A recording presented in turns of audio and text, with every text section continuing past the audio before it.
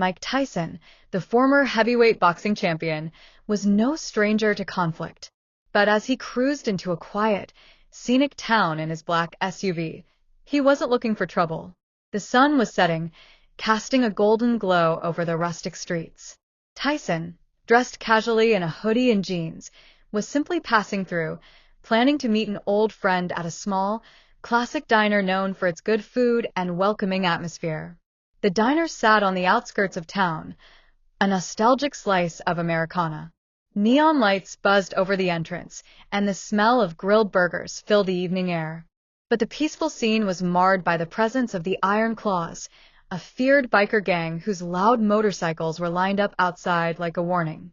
Their leader, Razor, had a reputation for cruelty and intolerance, and he was lounging with his gang on the diner's porch, beer in hand, eyes scanning the street. When Tyson pulled up and stepped out, his quiet but imposing presence turned heads.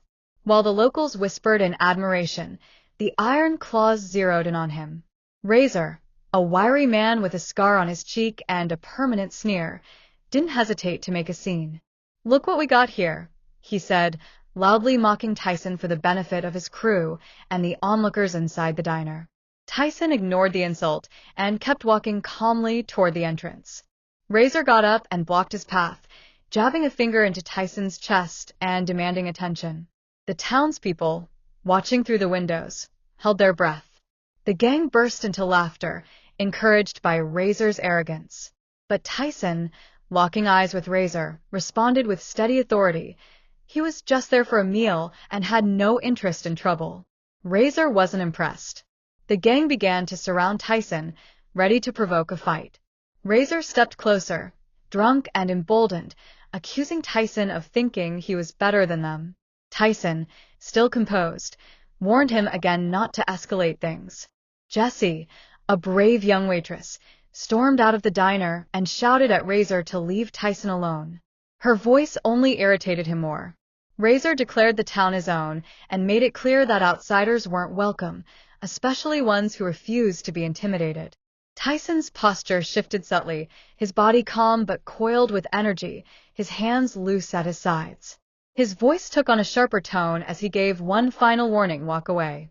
But Razor, full of pride and spurred on by his gang, lunged at him. In an instant, Tyson responded. His fist snapped forward, striking Razor squarely in the jaw and sending him crashing to the ground. The gang froze in shock. Then two men charged. Tyson handled them with ease. He dodged their swings and delivered precise, punishing blows. Within seconds, 3 bikers were down. Razor staggered up, bloodied, and pulled a chain from his pocket. Another man grabbed a bat. The two rushed Tyson together. Tyson ducked under the swinging chain and delivered a brutal uppercut that sent Razor flying again. The man with the bat hesitated, but Tyson struck first. A kick to the gut and a final punch put him down for good. The remaining gang members, seeing their comrades defeated, ran off into the night. Razor, crawling and gasping, tried to flee, but Tyson stepped on the chain and knelt beside him. "You don't mess with people who aren't looking for trouble," Tyson warned. "Next time, think twice." As sirens echoed in the distance, the sheriff arrived to find the wreckage, bikers moaning, beer bottles shattered, weapons scattered.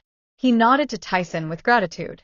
"We've been trying to deal with these guys for months," he said, shaking Tyson's hand. The gang was rounded up and arrested. Razor cursed as he was dragged away in cuffs. Tyson climbed back into his SUV. The townsfolk emerged from the diner, applauding. Jessie came to his window and smiled. "Thanks for putting them in their place," she said. Tyson gave her a small smile and drove off into the night. The town returned to its peaceful rhythm, but no one would forget the night Mike Tyson taught the Iron Claws a lesson they'd remember forever. And as Tyson disappeared into the darkness, he reflected quietly. Sometimes peace demands strength and the courage to stand up for what's right.